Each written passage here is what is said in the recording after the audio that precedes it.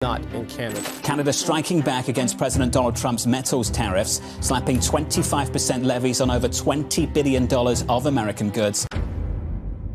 Tensions between Washington and Ottawa are heating up once more, and this time the spark comes from Donald Trump's Commerce Secretary Howard Lutnik. His message was clear and unapologetic. America's auto industry takes priority over all else. He went further, hinting that vehicle production could shift south of the border, unraveling decades of cross-border cooperation that built one of North America's strongest manufacturing ties. Could this signal the start of a new trade rift between the two allies? And what would it mean for Canada's economy if that bond begins to break? The tone in North America's trade relationship has taken a sharp turn. In Toronto, US Commerce Secretary Howard Lutnik made headlines with a blunt statement that left Canadian officials stunned. Behind closed doors, he told a room of business leaders that when it comes to the auto industry, America comes first and Canada comes second. It wasn't a diplomatic slip, it was a deliberate signal from Washington that the United States intends to reclaim what it views as its rightful control over manufacturing, even if that means stripping it away from its closest ally. Ontario Premier Doug Ford, who attended the event, didn't mince words afterward. He said Washington's intentions were clear. The United States wants Canadian car assembly operations moved south. And when a figure as senior as the Secretary of Commerce speaks that boldly, it's rarely without the president's approval. Ford called it a massive threat, and in many ways, he's right, because this was more than a speech. It was a warning. Yet while Washington issued that warning, something entirely different was unfolding in Ottawa. China's ambassador to Canada delivered an offer that could shift the country's economic course in a matter of months. He announced that Beijing would lift tariffs on Canadian canola if Canada removed its 100% tariffs on Chinese electric vehicles. Two messages, worlds apart. One a threat, the other a temptation. Both aimed directly at Canada. One seeks to intimidate, the other to entice.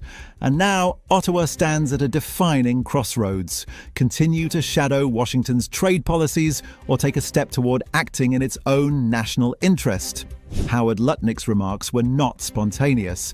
Every word carried intent. Under Trump's leadership, the US isn't viewing Canada as a partner anymore, but as a rival in the race for industrial power. The North American auto chain, built through decades of collaboration, now sits in the crosshairs. Lutnik's message could not have been clearer. If American factories need more jobs, they'll take them from wherever they can, including Canada. And when such statements come from the highest levels of power, it ceases to be politics. It becomes economic warfare, a move to undercut Canada's strength in favor of American gain. The question then arises, why is Canada still enforcing tariffs that mimic Washington's strategy? Tariffs that harm its own industries and consumers far more than they hurt China. Former NDP leader Tom Mulcair summarized it sharply. Canada didn't create this trade standoff. It copied it. Ottawa mirrored US protectionism, not out of strategy but out of loyalty, trying to stay aligned with its southern neighbor, even when that meant hurting its own economy. China's ambassador Wang Di seized the moment to offer a direct alternative. His proposal was simple. If Canada drops its tariffs on Chinese EVs, Beijing will immediately remove its retaliatory tariffs on Canadian agricultural goods. It was a diplomatic chess move, but also a calculated one. Canada has long been caught in the middle of superpower rivalries, and this time it's being pulled in two directions. Toward a trading partner that threatens and one that bargains. Mulcair noted that this move could reshape Canada's negotiating power with the United States. If China follows through, Canada could re-enter one of its most lucrative agricultural markets and restore billions in lost exports for prairie farmers. Yet, what makes this moment even more striking is how the situation developed in the first place. Before Trump's re-election, Canada agreed to align fully with Washington on Chinese EVs, adopting a 100% tariff identical to the American one. There was no independent reasoning behind it. The decision was driven by political optics, showing loyalty to the US rather than protecting Canadian interests. The Americans, worried about the rapid rise of high-quality, low-cost Chinese electric vehicles, wanted to slow that competition, and Canada followed along. The consequences came swiftly. Beijing retaliated with tariffs on Canadian canola, a major export worth billions. the prairies felt the shock immediately.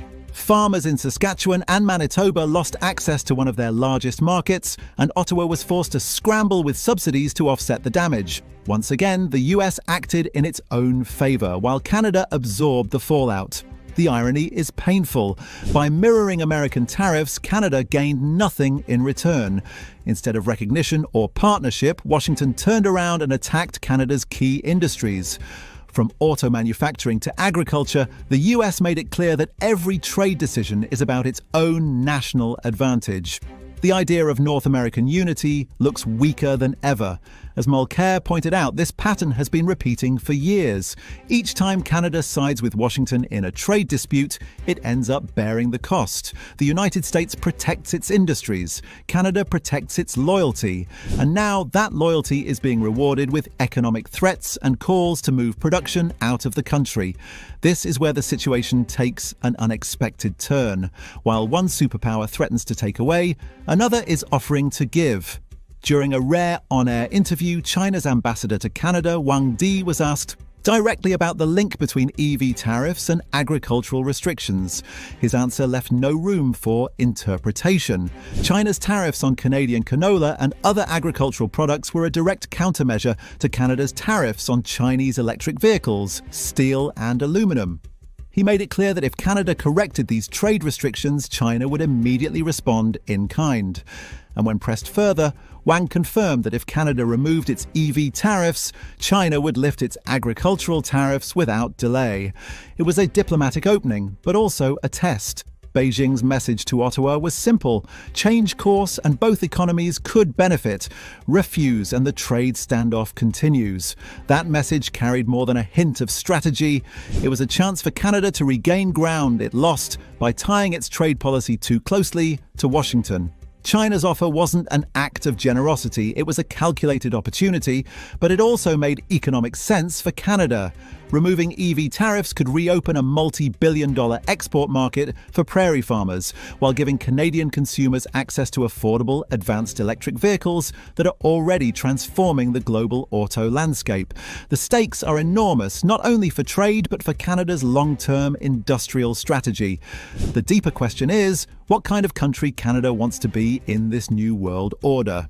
For decades, the nation has followed America's lead in foreign and trade policy. But as US priorities shift inward under Trump's America First agenda, that path is becoming more costly. Each time Ottawa follows Washington's protectionist decisions, it risks losing both autonomy and prosperity. China's proposal, on the other hand, presents leverage. If handled with foresight, it could help rebuild Canada's agricultural exports, fortify its electric vehicle market, and attract new investment, all while giving the country greater independence in global trade. There's a middle ground between surrendering to American pressure and blindly trusting China. It's the path of strategic balance. That balance could start by bringing investment home. Instead of banning Chinese EVs, Canada could invite those companies to manufacture locally, in Windsor, Oshawa, or Quebec. The idea is simple: use Canadian steel, employ Canadian workers, and build Canadian innovation. It would mean turning potential competition into collaboration, turning foreign interest into domestic opportunity. That's how real sovereignty is protected, not through isolation, but through smart integration. Meanwhile, the global electric vehicle race is accelerating. Europe, Asia, and even parts of Latin America are expanding EV adoption and production. While Canada debates tariffs, other nations are attracting factories, building battery plants, and reaping billions in green technology investment. Falling behind now could mean being left out of a transformative economic revolution. Dropping the tariffs wouldn't be a sign of weakness. It would be a strategic move, one that places Canada back in control of its economic choices. By removing unnecessary restrictions and inviting competition, Canada could set its own terms instead of reacting to decisions made elsewhere. It could reshape its auto industry for the next century instead of clinging to one built for the last. Because this debate isn't simply about trade or tariffs. It's about direction. It's about whether Canada will continue to take cues from Washington or define its own path based on what benefits its citizens, workers, and industries. The signals from both superpowers have been clear. The US is prioritizing itself above all else. China, meanwhile, is extending an offer, but it's up to Canada to determine whether that offer strengthens or compromises its sovereignty. In the end, it comes down to leadership and identity. Will Canada remain a secondary player in someone else's economic game, or will it step forward and begin writing its own rules? The answer will determine whether the nation's future lies in dependency or independence. Because the only way to defend an economy is to finally start leading it. Moreover, across Canada, an unexpected winner has emerged from the fallout of the trade war with Washington. While many industries have struggled to recover from the economic blows delivered by US tariffs, the country's winemakers are living a rare success story.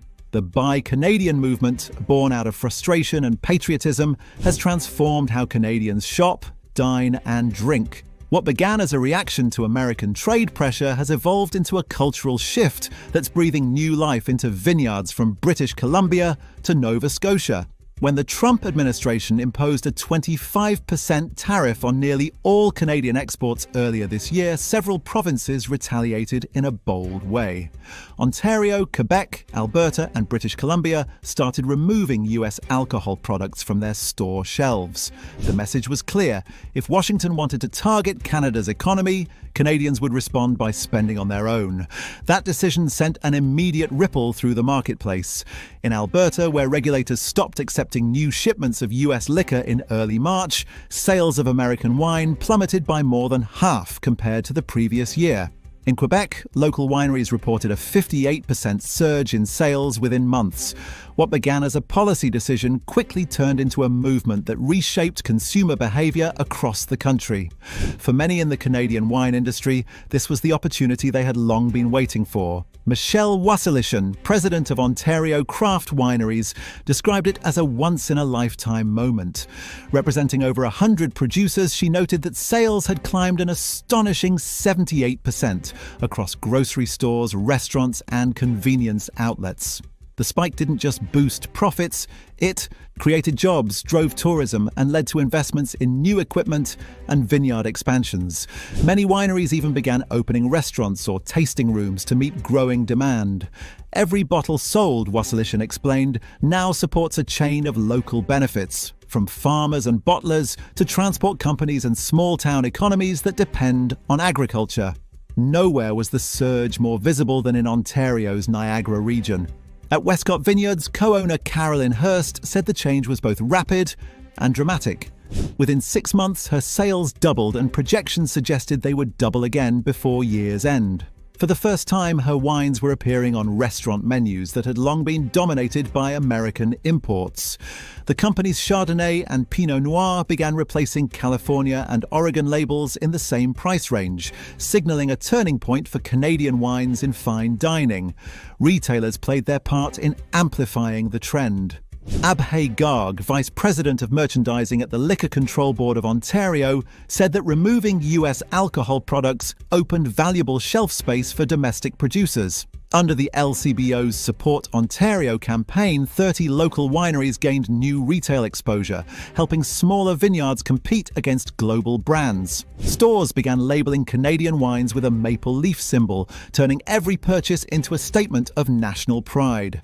If the same sense of purpose carries forward, Canada's wine industry could stand on equal footing with any in the world. The path ahead is clear.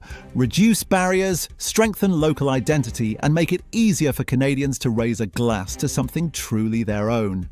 Because believe it or not, in many cases, a wine from another province is treated like an import.